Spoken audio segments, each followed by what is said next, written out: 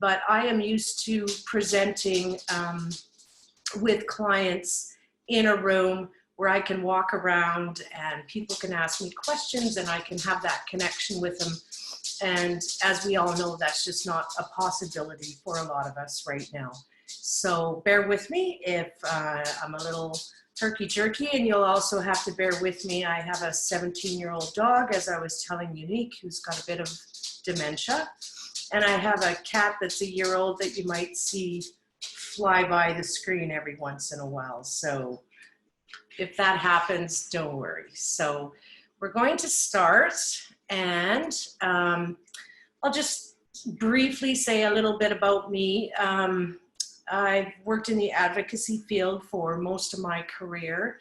I used to work with adults with developmental disabilities, and then I transitioned into a employment counselor in the inner city, and then I started working with legal administration.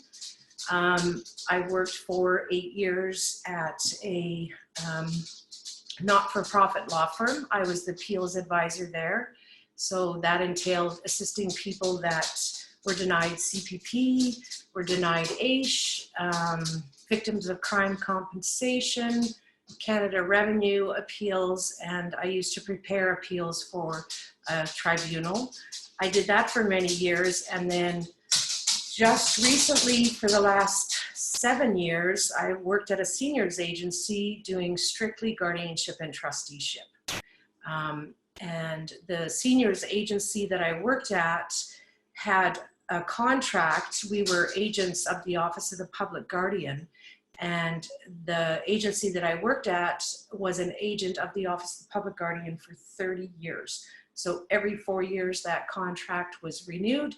And what ended up happening just before COVID hit was our esteemed, quote, Jason Kenney, he pulled that contract. He decided that it was not an essential service anymore. So what used to be a free service to you folks for guardianship and trusteeship for 30 years is no longer a free service because that contract was pulled all across Alberta. So that's what I did for the last, let's say, 15 years. I've worked in the legal field, assisting persons. So I'm well versed. I'm very knowledgeable. I'm known in the community for my work. So hopefully that'll give you some confidence in what I'm presenting. So that's a bit about me. What we're going to talk about is the Alberta Guardianship and Trusteeship Act. That act came into force in 2009. Prior to that act, it was called the Dependent Adult Act. And there were only two options under the Dependent Adult Act, and that was guardianship and trusteeship. So when the new act came into force, the Adult Guardianship and Trusteeship Act, they decided that they needed some more decision-making options for persons who were compromised or incapacitated. So we're going to talk about those options and see if any of those options fit the persons for whom you're doing this for. I'm going to now refer to the Alberta Guardianship and Trusteeship Act as the Act, and I'm going to refer to the person for whom you may be doing this for as the adult. That is what is used across the board in all the court documents, in the capacity assessment, etc. So your person that you may be applying for guardianship and trusteeship will be known as the adult. I'm also going to use the word capacity. I'm going to use the word incapacity a lot. And I don't like the word incapacity, so it just sort of denotes that there's no, it's black and white. Either you have capacity or you don't have capacity. And that's very, very rarely the case. But I'm going to use the terms because those are the terms that we legally use, and those are the terms that will be in all of your forms. So under the Act, it governs the personal and financial decisions that you may make for your adult. So from what I'm understanding, most of you have children that are transitioning into adulthood, or they're already in adulthood and you've been told that you need to possibly apply for guardianship and trusteeship. So we're going to talk some more about that. So how does the Act define personal matters, and how does the Act define financial matters? Two completely different things. Personal matters we refer to as guardianship, and financial matters we refer to as trusteeship. If your adult had capacity, you wouldn't be sitting here probably listening to this session. If someone has capacity, there are other documents that they would be filling out, and possibly you have heard of a personal directive or a power of attorney, and those are documents that we would fill out naming someone to be our agent in case we can't act. And we fill those documents out when we have capacity. When we have an adult that doesn't have capacity or has compromised or limited capacity, that's when we start to look at guardianship and trusteeship.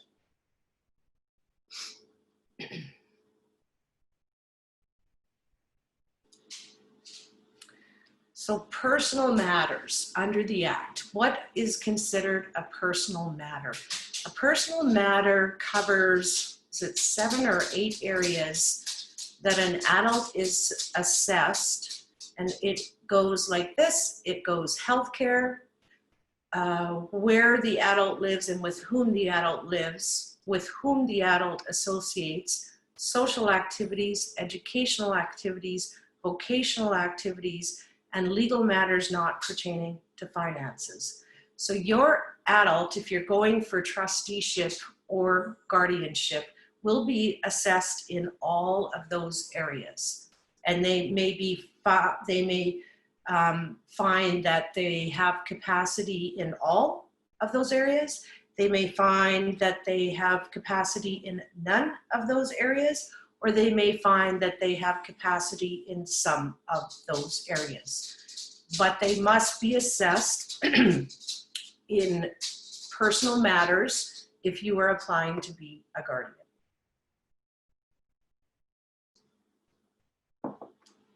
Excuse me, I have such bad allergies right now, so forgive me. My throat is really dry. So then we talk about financial matters, and the Act describes financial matters as any issue that's related to financials, including property. What does that mean? That means that if your adult has AISH income, if your adult has employment income, if your adult has a settlement, an insurance settlement, if they have a trust, if they have an RDSP, anything like that, if they have property, real estate, etc., that falls under financial matters. I recommend that if you have an adult who has an assessment that says that they're compromised in their capacity or lacking capacity in these areas, that you apply for both guardianship and trusteeship at the same time. And there's a lot of misinformation out there. You may have heard people say, oh, don't bother. You can become an informal AISH trustee, just go for guardianship. That's fine if ever in your person's life or your adult's life that the only income or the only asset they'll ever have is AISH, because that's all you'll ever be allowed to administer. So if they have an employment income, if they have an RDSP, anything like that, you are not allowed to manage any of those finances. So I always say to people, and it's not for any sort of money-making venture, because I said it for 7 years when it was a not-for-profit business, is do the guardianship and trusteeship together. It makes a lot of sense. So financial matters is trusteeship, personal matters is guardianship, basically. So at this point in my old world, prior to March, I would be used to many questions by now. So hopefully I'm not going too fast for any of you. By a nod of a head, is my pace okay for all of you? Yes? Yes? Okay, good, good, good. Okay, so that's financial matters. And so, as I explained earlier, in 2009, the Act changed. And under that change were new decision-making options. And so for personal matters, which means guardianship, these are the available options under that area. So supported decision-making, specific decision-making, emergency guardianship, co-decision-making, and guardianship. Remember, under the old Act, all that was allowed was guardianship and trusteeship. And under the old Act, it was not very good because it was very easy for just about anybody to become a guardian of someone else. It was a very lax system, I found. So these are the areas that we're going to explore to see what may fit or none of these may fit for you going forward for your adult. So you are basically deemed to be a guardian and trustee of your child until they turn 18. Once they turn 18, you have absolutely zip legal decision-making authority. So it's very important, if necessary, that you do get this done. So we're going to explore these personal matters a little bit more. So we have supported decision-making, and that is if an adult has capacity. So someone, I always like to use for instance of my father, who had capacity, but he never got his prescriptions properly filled or on time. He would forget to call the doctor to get his test results back.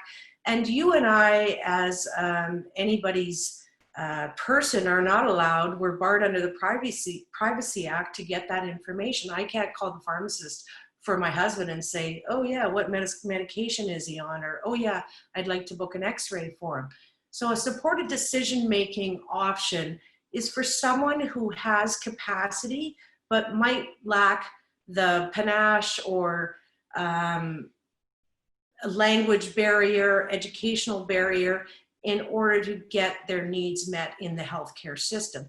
So it's a form, it's a one-page form that is signed by the person, and they would name you as their agent, and then that document would go to the pharmacists and the doctors, and then that information would be released to you, and you could talk to their psychiatrist, etc. But that's for a person who has capacity. But I want to mention it because it is in the new Act. So, excuse me, I need some water.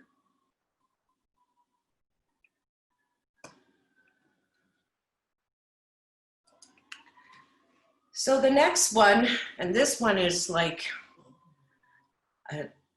this one has a big caveat that comes with it. It's a two-pronged approach. This is called co-decision making. So we've been talking about guardianship, we've been talking about trusteeship, we've been talking about personal matters, we've been talking about financial matters.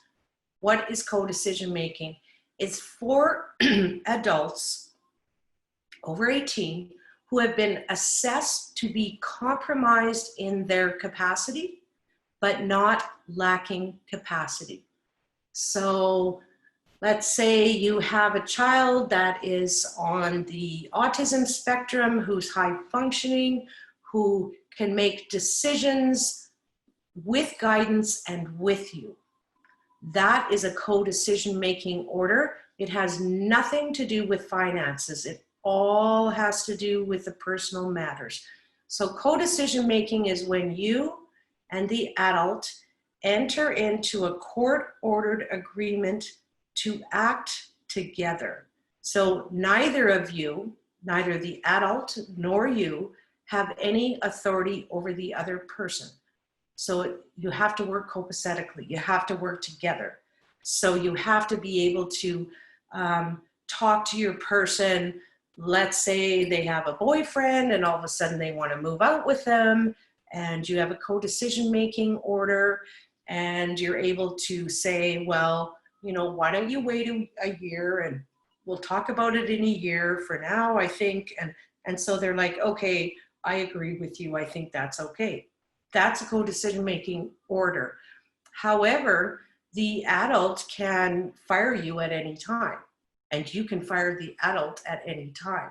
And with that order, if the adult fires you or you fire the adult, what happens is then the adult is left without a decision-making order in place. So you're kind of responsible for either letting them flounder without a decision maker, or you apply for guardianship and trusteeship, which is a more restrictive measure.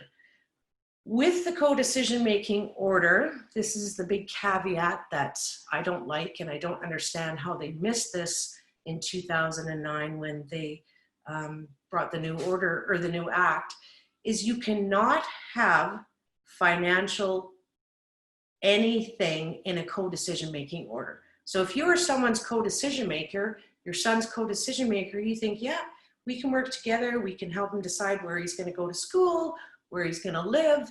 He'll work together. You cannot have any trusteeship over this adult. There is no co-decision making for finances. So what that does is it makes people do a more restrictive measure, which is guardianship and trusteeship, because for the most part, those who are compromised in their capacity to make decisions about personal matters are most likely compromised in their capacity to make decisions about finances. Do you not agree? It's very rare that you would have someone who can completely manage their own finances and then is completely compromised in another area. So if you go this route, then the adult must be able to make their own financial decisions because you have no other choice. So that's the big caveat that I talk about for co-decision making, and it sort of contravenes the act because the act states that you must use the least intrusive measure, and this sometimes forces people to use a more intrusive measure, which is guardianship and trusteeship. So that's co-decision making. So then we have specific decision making. So what that is let's say you have an adult, or your adult is 18 and they do not have the capacity to make healthcare decisions, and sometimes where they live. So, but you haven't gotten your guardianship or trusteeship order in place, right? So all of a sudden, you've got a kid at home, he's 19, he doesn't have the capacity to make his own healthcare decision, and he needs an appendectomy, an emergency appendectomy, or he needs his wisdom teeth pulled. You don't have the legal authority to give that consent because you're not the legal guardian or trustee if their capacity is compromised. So a healthcare provider will grant you an interim decision-making authority. So not to worry, folks, if you have a child that has turned 18 and you don't have any orders in place and they need to be, it's not like they're going to let them suffer with appendicitis. They're going to give you that one-time decision-making authority. So that's specific decision-making authority, and that is granted by a healthcare provider.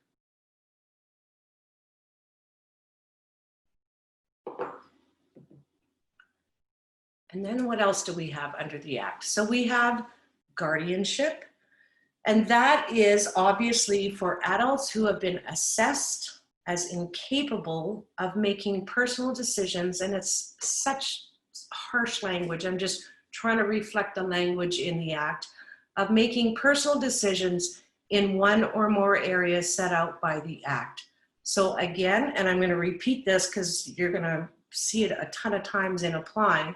So the personal areas are healthcare, where, with, and whom the adult lives, with whom the adult associates, social activities, educational, vocational, and legal matters not pertaining to finances. That is guardianship. And again, your adult will be assessed in one or more of those areas. And we have something called emergency guardianship, which I have done many times. If any of you are applying to become an adult's guardian or trustee, you will be doing what's called a desk application. So you will, if that's what you're doing, you will fill out the application. The application always goes through the public guardian, whether you're a downtown law firm or someone else, yourself, it goes through the public guardian, and then the public guardian sends it to court. That's the way it has to go unless it's an emergency.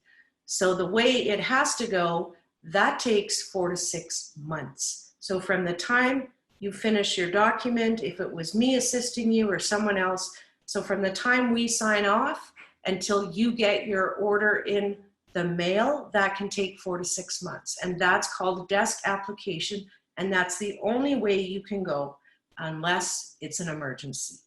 So your adult would have to be in imminent danger or harm. And some examples I can give is I had a young man and his mother bought a house together. The young man received a settlement from an accident when he was younger, and he was quite compromised, but she just hadn't got around to getting guardianship. And then finally she decided to get guardianship and trusteeship of him, and that's because they wanted to buy a house together, and she felt that she would compromise herself if she just was using his money and her money without sort of the legal authority to do so.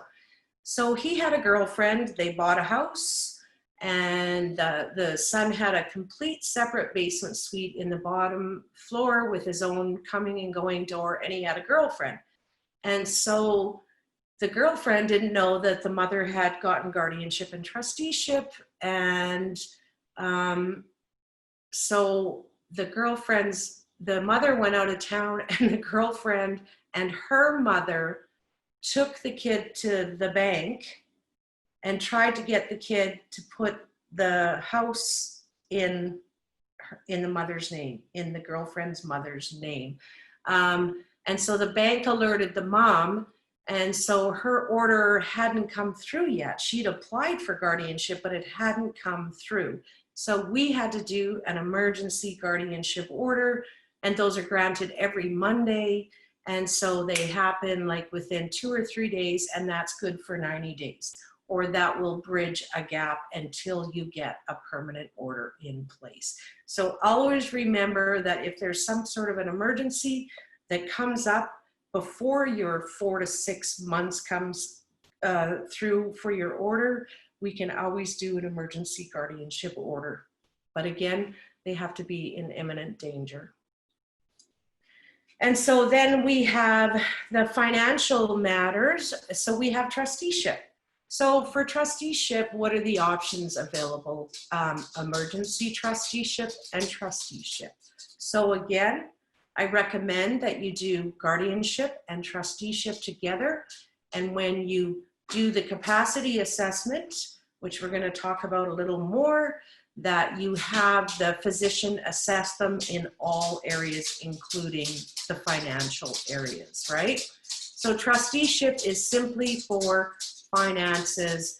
And as I spoke of before, that covers property, income, AISH, CPP, disability, any finances that the adult has, you would be the governor of those finances. So in trust.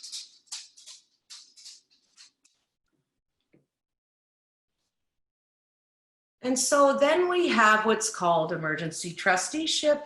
So it's the same sort of thing. If someone is in grave financial danger, which believe you me happens, you have, excuse me, a young adult out there because that's who we're dealing with, I believe, because you're doing transition planning.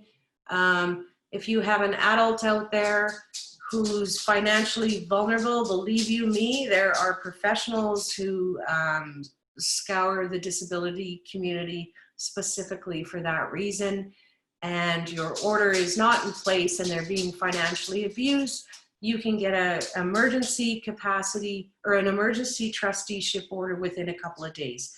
That being said, I'm well versed in doing those orders. That is, you have to go to a hearing.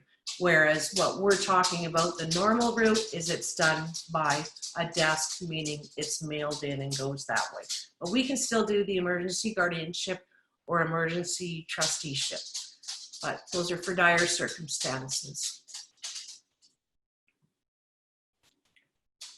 So how do we obtain a co-decision-making order, a guardianship order, or a trusteeship order? How do we do that?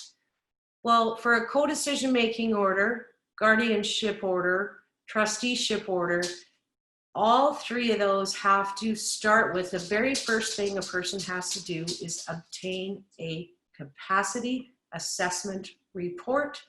So I always give people the acronym ACAR, think of a car. So how do you obtain that? Capacity assessment is a court-regulated document that is usually completed by a physician. If it's not completed by a physician, then it must be completed by a certified capacity assessor, but then you still have to go to a physician to fill out the front page. So for the most part, physicians are well-versed in capacity assessments. That's all you have to say. I need a capacity assessment done for my son. Please assess him in all areas. Most physicians do not charge. That being said, under the Act, they're allowed to charge $700 for a guardianship trusteeship joint application. For $400, they would do a single guardianship or a single trusteeship. I have had doctors that have charged that. I think it's rather heinous, but there are some that do that. If you run into that, or if your adult does not have a family physician, please let me know prior to getting a capacity assessment done, because we can have a workaround with the Office of the Public Guardian where we can request that they pay for that capacity assessment if someone is charging you, and it would be a hardship to you to pay the $700. And in this day and age, $700 is a lot for a lot of us who are not working full-time or not working. So if you find that you are having to pay for a capacity assessment, don't get it done until you contact me or whomever you're going to do this with, because it has to be done. We have to get the payment before the assessment's done. So that has to be completed. For co-decision making, it's called a Capacity Assessment Form 3. And for Guardianship Trusteeship, it's a Capacity Assessment Form 4.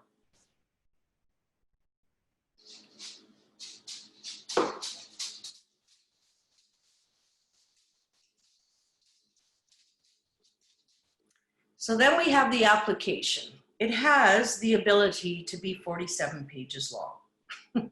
That's how it comes. And we either use all 47 pages, some of the pages, you know, fewer of the pages, but that's basically how long that application is. Excuse me. And I'll tell you this from experience, working for not-for-profits, which I have, even the legal firm where I was appeals advisor, it was a not-for-profit law firm, that in legal documents, if you make one error, it will come back. So you're more than welcome to go on the Office of the Public Guardian's website and download the application for guardianship and trusteeship. More than welcome. And always, when I wasn't receiving any funding from anybody other than my own paycheck, I would tell people, please don't do that if you can help it. I have doctors, lawyers, professionals that would come into my office to get this done, because you make one error and it comes back. You make 2 errors and one person is looked at the public guardian's office, it will come back. You'll make the corrections, you'll send it back into the office of the public guardian, somebody else vets your application again, somebody else finds a different error. So what ends up happening is it can go back and forth, back and forth, back and forth with you. You're 1 penny off. If you're doing trusteeship, it will bounce. You misspell one name, you forget the middle name in one of the forms, it will come back. It's a very, very, very picky form. No margin for error. I'm gonna have to take a little cough drop here, excuse me. So what does everybody have to do? Everybody has to do a criminal credit check. If you're going for guardianship and trusteeship, you must do a criminal credit check. Do not go out and get one done. It won't work. Do not use one that you currently have that's active in the last 6 months. It won't work. It's specific and it has to be done through the office of the public guardian. So what happens when someone like myself is doing your applications, your emails go in the application. When your application goes through the office of the public guardian, they will send you a link and you enter that link and then you do your criminal credit check. That's how that works. I know that I know that a lot of people have kind of, I used to do 2 sessions a month, 25 people a session on doing how to fill out the guardianship forms. And I'd have a lot of people that would come to me after and say, you know, 20 years ago, I had a DUI. I got caught with marijuana. I had an assault when I was a teenager. I've been bankrupt, et cetera, et cetera, et cetera. For the most part, there's a section in the application where we can explain to a judge, because it's not up to me to see your criminal record. It's not up to the public guardian to see your criminal record. They'll just identify if you have one. It's up to the judge reading your application, who will then look at a section that I may have filled out on your behalf saying, you know, Your Honor, that was 15 years ago. You know, I was stupid and got in a fight with someone and I don't have a criminal record. Or, Your Honor, I've had people that have been bankrupt, parents that have been bankrupt, because heaven forbid that you couldn't be your kid's guardian that you've raised all their life because you've had bankruptcy or credit issues. You know, and we explain that away in the application by saying, listen, I lost my job, my wife lost her job, all kinds of things happened. My hours were reduced, et cetera, et cetera, et cetera. I was sick. So there's always ways to work around it. Mostly what they're looking for is egregious crimes. So I'll give you an example. I had a client, this always still blows me away. I had a client who was applying to become his wife's guardian and trustee. She had dementia. And he applied, and when you apply to become someone's guardian trustee, all family members are notified over 18 that you're applying. So her daughter was notified that he was applying for his wife's, common law's wife's guardian and trustee, and she disputed the application. And so she didn't think he was fit, so what ended up happening is she applied to my coworker to become the guardian trustee of her mom. So we have to go to a hearing now. We do the criminal credit checks on both of them.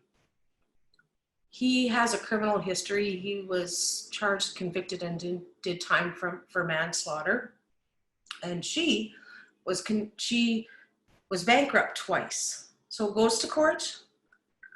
Who do you think was granted guardianship and trusteeship? The father, or the husband. He had done his time. There was extenuating circumstances as to the manslaughter charge. The judge did not trust the daughter as far as he could throw her because they had assets. She'd been bankrupt twice and figured that she would probably financially abuse her mom. So if anybody has a criminal record, which I'm sure that's not the case, don't worry about it. There's always a workaround. So that's the worst case scenario, right? So the length of time to receive your order. So after you sign off, whether that's with me or with someone else, as I said earlier, it always has to go through the Office of the Public Guardian, no matter what, no matter whom it's from, that you will not receive your order for 4 to 6 months. And that comes in the mail. It gets mailed to you. So that's going to take 4 to 6 months. So if you have an adult that is coming of age, and you don't think you're going to be able to make that 4 to 6 month deadline, remember there's that specific decision-making authority. So if a healthcare crisis came up, you would be granted the authority to allow that to happen. But if your adult is coming of age or is of age, the sooner you get it done, the better. And because the contract was pulled, so agencies like ours, where I used to work all across Alberta, who would do these applications for the public guardian, they no longer are in Alberta. And so the public guardian is really overwhelmed right now. So I'm saying 4 to 6 months will be a norm until you get your order in place. So what are your obligations as a co-decision maker and a guardian, which your obligations are different as a trustee? As a co-decision maker and a guardian, your obligation is to use the least intrusive measure, allowing always the adult to have the most autonomy that they are capable of handling. So you always have to make sure that you're obviously making decisions in their best interest and that you are allowing them to explore their life within their capacity without causing them any harm. So always the least intrusive measures. As parents or grandparents, we always want to be protective of our children, but the Act states that we have to use the least intrusive measure. Trusteeship is a little bit of a different ballgame. So if you're applying to become someone's trustee within this, if you were going to apply, I would need, if it's through me, a copy of their bank statements, a copy of their RDSP statements, a copy of any financial assets that they have, a copy of their income, AISH, be it, or employment. The court wants a list of all their income and assets. Once that is done, then we fill out a section where we ask the court not to make you open your books to them every 2 years, because they can make you do that. We say in the application, Your Honor, the adult has an AISH income, therefore we think it would be onerous on the court and the guardian or the trustee to have to provide an accounting every 2 years. It just, if they have a low income. That being said, it doesn't mean that the court can't compel you at any time to show them your books. So you have to keep a rudimentary accounting if you're a trustee. So the AISH, let's say your child's on AISH, CPP, that money will come to you in trust, and then you dole it out as you see fit. So when we do the application, we have to do a budget. What are you going to charge for room and board? What is the child spending on their recreation, their education, et cetera, et cetera, et cetera. So you have to keep a rudimentary accounting.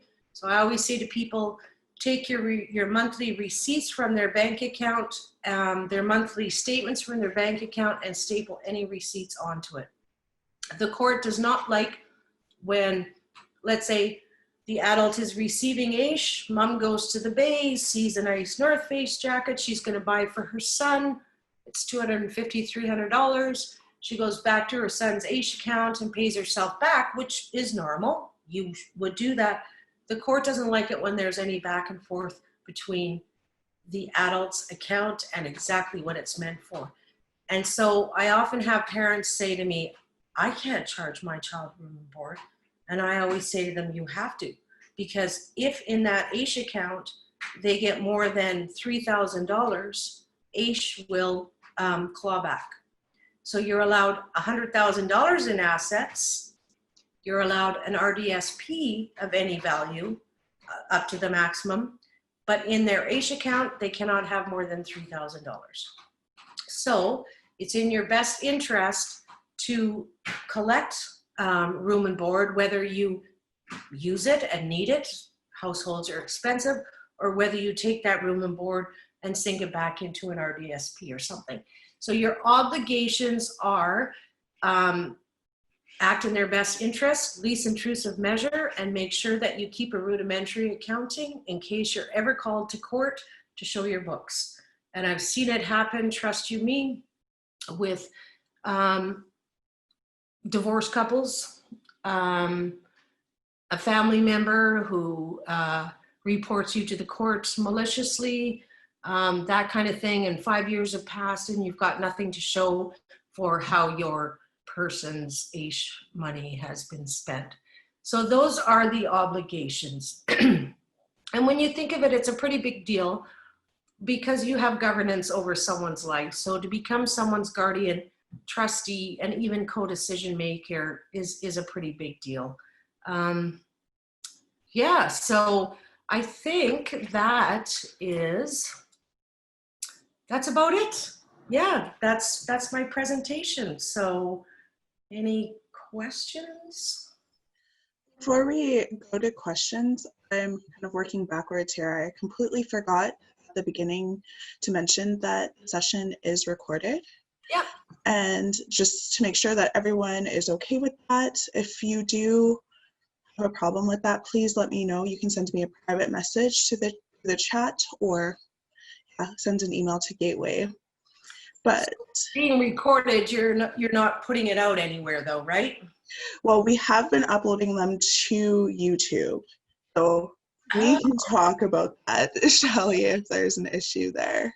Yeah, we'll talk. There are a couple questions in the chat. So Lindsay asked earlier, will you speak about any changes about to the Henson Trust? Oh, right. That's not something, so that would be something that I would discuss with her separately. I think that's been addressed though legally. What question did you have surrounding that?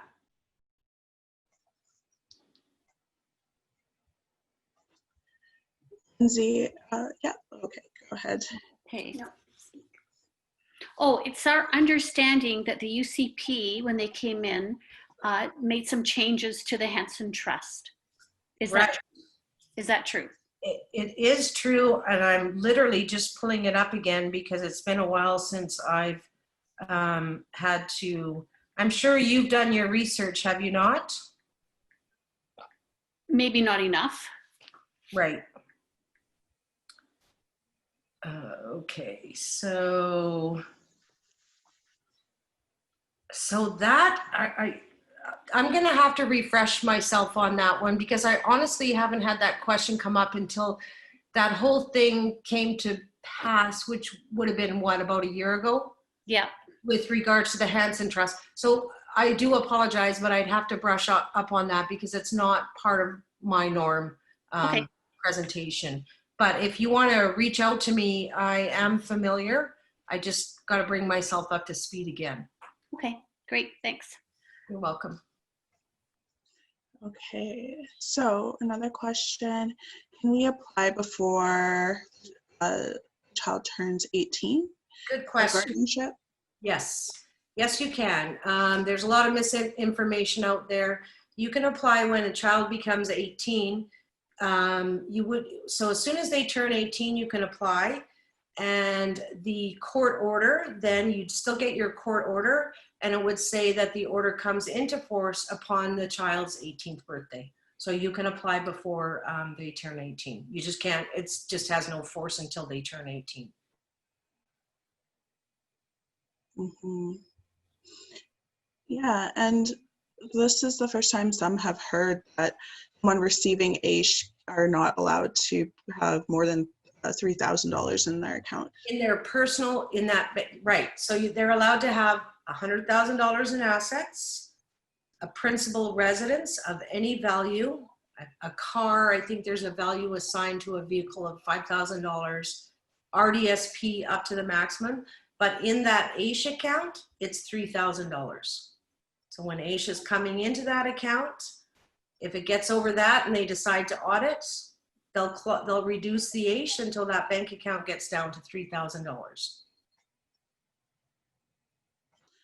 So if, just to kind of add to that, if our person has a substantial amount in their account, should they go shopping right away? Well, Or?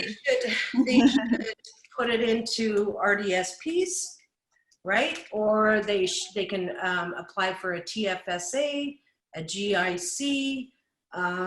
They can put a down payment on a principal residence and have, so this PDD doesn't fall into place here. So there's other ways to get that money out of the AISH account, right? But you also have to remember if they have a significant amount of money, which we have had many people that have had significant amounts of money, you must be careful also where it's invested, because income counts with AISH. So if you're receiving income from any of your investments, then that also counts. So always remember, so I always tell people, take the room and board off of their AISH and keep that bank account under $3,000.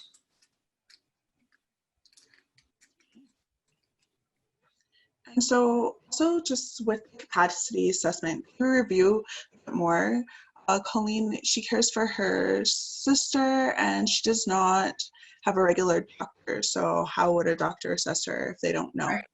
So that's when I said, speak to me first before you go ahead and do it, there is someone called, there are designated capacity assessors, and they have to have the designation. And on the Office of the Public Guardian's website, or I know of a few, there is a list of designated capacity assessors. So if a physician isn't doing it, because they're deemed automatically to be a capacity assessor, then you go to the assessor and a physician fills out the first page. That's it. So you can take them to a Medi Center and the physician just fills out the first page that says he's healthy enough to undergo a capacity assessment. And then the capacity assessor does the other 6 pages. But always the first page, a physician has to fill it out. So obviously you're not going to take your kid to, or your sibling to a Medi Center. No doctor's going to do a capacity assessment because they don't know him. But they will fill out that front page saying, yes, he looks physically capable of undergoing assessment. And then a capacity assessor does the rest of it. And they charge $700 or more.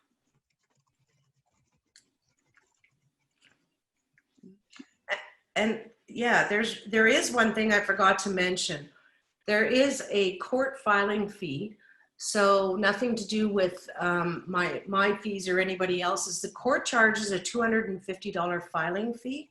But if the adult, so the person for whom you're doing this for, has less than $7,000 in their bank account, we waive the fee. We do that all the time. The Crown will pay the costs.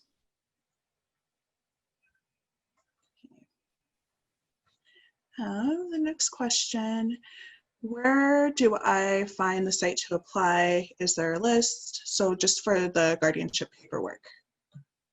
Where, as in you want to know where the forms are, or? Mm-hmm.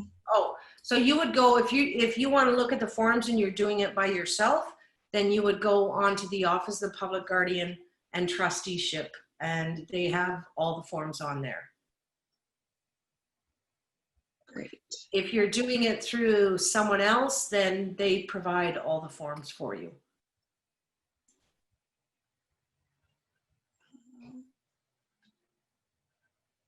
Can a psychiatrist, can our current psychiatrist do a capacity assessment? Absolutely. Yep. Psychologist, psychiatrist, physician.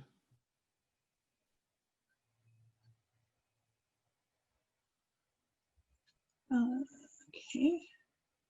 Sorry, Colleen, I just want to make sure your question is answered. So was that the adult or the person doing the application get the fees waived?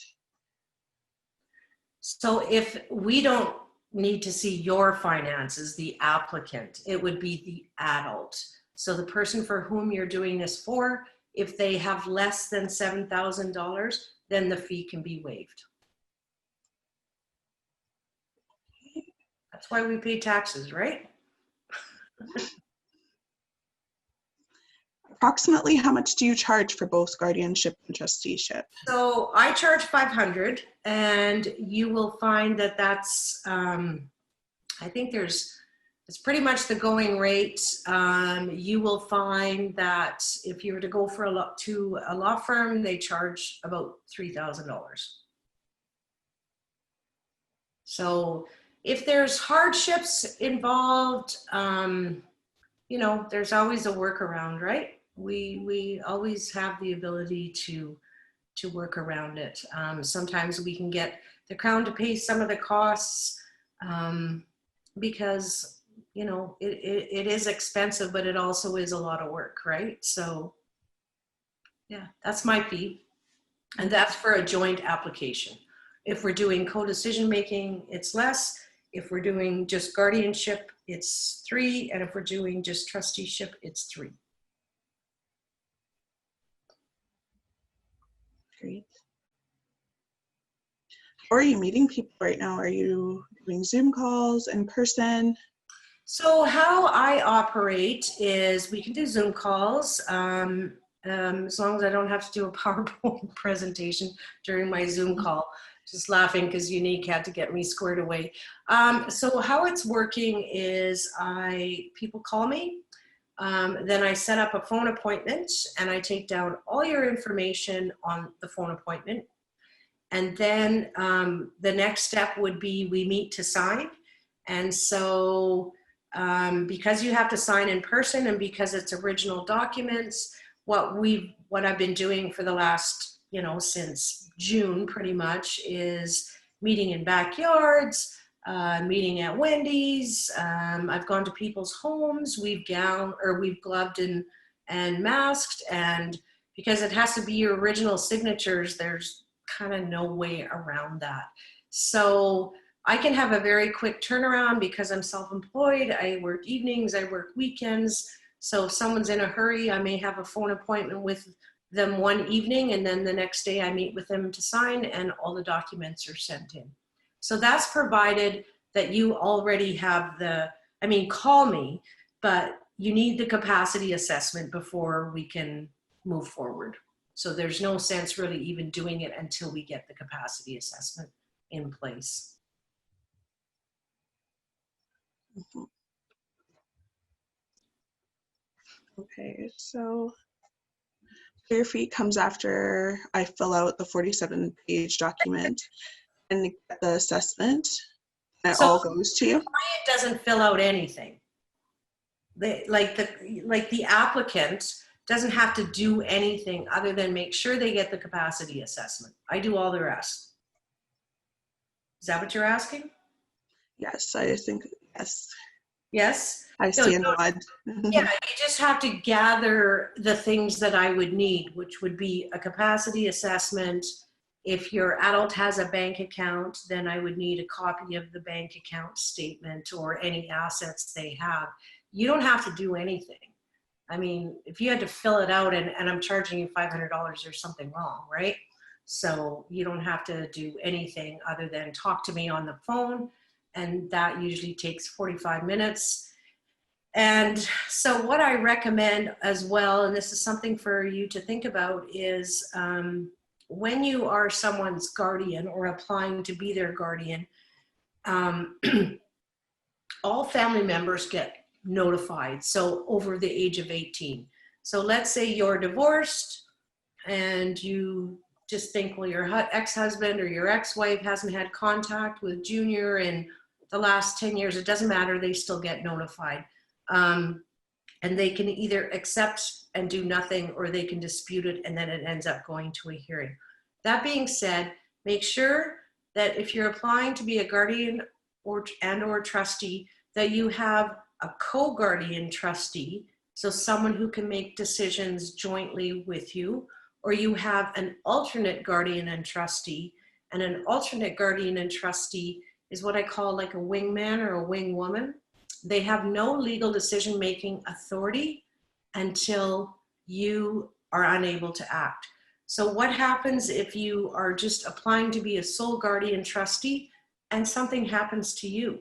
Now you have an adult that has a guardian trustee who can't act. What are you going to do? Then the process has to start all over again. It doesn't cost any more to add another person. It's just an insurance that if something happens to you, you have another person who can look after your adults going forward.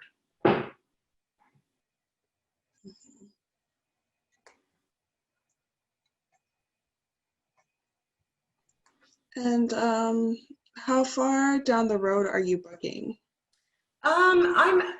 It's because I'm evening weekends, I always seem to manage to fit evening weekends days. I have a busy week coming up, but I'm really flexible. So all you got to do is call me. I'm really good and prompt about getting back to you immediately. And because you and I can sit in the comfort of our homes and do our phone appointment, it's a fairly smooth process. So I wouldn't let that throw you back. I'm not booking like I did when I was at the not-for-profit almost a month in advance. I'm certainly not booking that far in advance. So I've got lots of flexibility, lots. So just call. I can get you in fairly quick.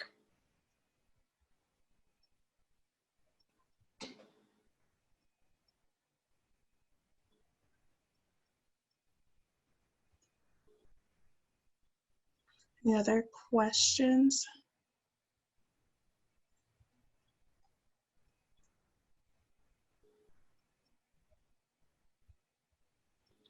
I have a question. So how was that for everyone? How was the PowerPoint? Did you come away from this having a little bit of a better understanding if you didn't already? Feedback is always great for me as well.